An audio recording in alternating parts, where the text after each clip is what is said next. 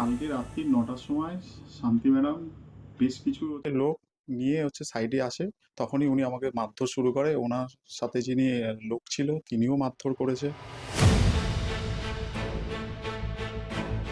শনিবার রাত ঘড়িতে ৯:১৫ গড়িয়ার মহামায়াতলার আবাসনে ঢুকছেন শান্তি দাস, উচ্চপদস্থ পুলিশ অফিসার, সঙ্গে আরো কয়েকজন।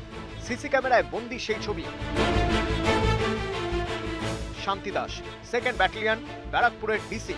বারুইপুরে পোস্টিংয়ে থাকাকালীন এই আবাসনেরই একটি ফ্ল্যাট ভাড়া নেন তিনি। অভিযোগ, বদলি হয়ে অন্য জায়গায় চলে যাওয়ার পরও ফ্ল্যাটটি খালি করেননি তিনি। এখন নাকি আবাসনের মালিককে চাপ দিচ্ছিলেন ফ্ল্যাটটি তার নামে লিখে দেওয়ার জন্য। পুলিশ অফিসারের দাবি মানতে চাননি আবাসনের মালিক। শনিবার দলবল নিয়ে আবাসনের অফিসে ঢোকেন শান্তি দাস। অভিযোগ, তাণ্ডব চালান, কর্মীদের মারধর করেন। এরপর ওই দুই কর্মীকে নরেন্দ্রপুর থানায় নিয়ে যান তিনি। অভিযোগ, সেখানেও মারধর করা হয় তাদের। পুলিশ অফিসারের এমনই দাপট যে থানায় কর্তব্যরত পুলিশ কর্মীরা বাধা দিতে গেলে নাকি তাদের কথাও শুনতে চাননি তিনি।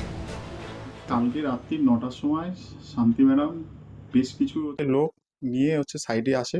তখনই উনি আমাকে মারধর শুরু করে। ওনার সাথে যিনি লোক ছিল তিনিও মারধর করেছে। অ্যাসিস্ট্যান্ট যিনি ছিল তিনিও মারধর করেছে। ওখান থেকে মারধর করে আমাকে থানায় নিয়ে যায়। থানায় নিয়ে গিয়ে ওখানেও মারধর করে। রুল, ঘুষি, লাথি, কিল, চড় সবই মারে। ওখানে নরেন্দ্রপুর থানার অফিসাররা বাধা দিতে গেলে উনি ওনাদের কথাও শোনে না কোনোভাবে। আমি এটাই আবেদন জানাচ্ছি যে আমি একটু যেন বিচার পাই। দেখুন আমাদের অবস্থা, মেরে মুখ ফুলিয়ে দিয়েছে। শনিবার রাতের ঘটনায় পুলিশ অফিসারের বিরুদ্ধে নরেন্দ্রপুর থানায় অভিযোগ দায়ের হয়েছে।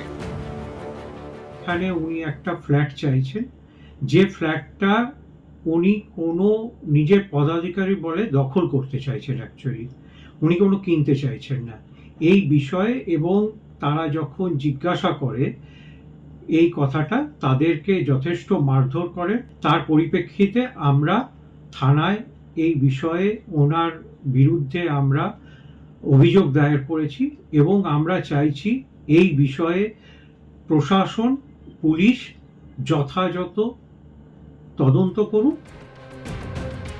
যার বিরুদ্ধে এত অভিযোগ সেই পুলিশ অফিসার শান্তি দাস এ নিয়ে কোনো প্রতিক্রিয়া দিতে চাননি। গড়িয়া থেকে অর্পণ মণ্ডল, নিউজ 18 বাংলা।